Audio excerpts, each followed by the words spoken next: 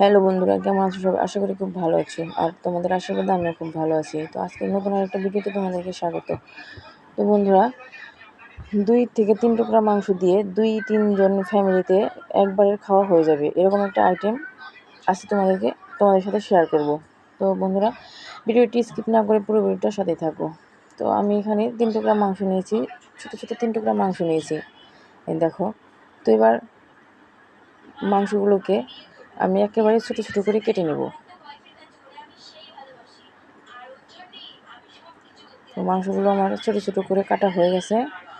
এবার লবণ আর হলুদ দিয়ে মাখিয়ে রাখবো 5 মিনিট।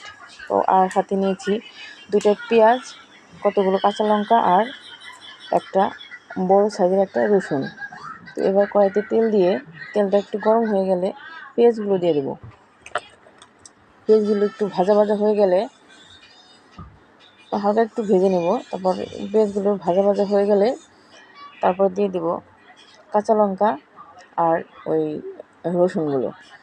তো এগুলো দিয়ে আবার একটু ভেজে নেব, আবার একটু ভেজে নেব।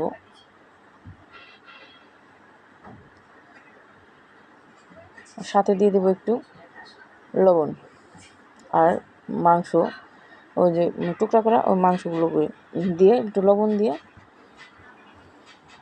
আবার ভেজে নেব। আমার ভাজা হয়ে গেছে। এবার এগুলোকে নামিয়ে এবার শিলপাটায় বেটে নেব।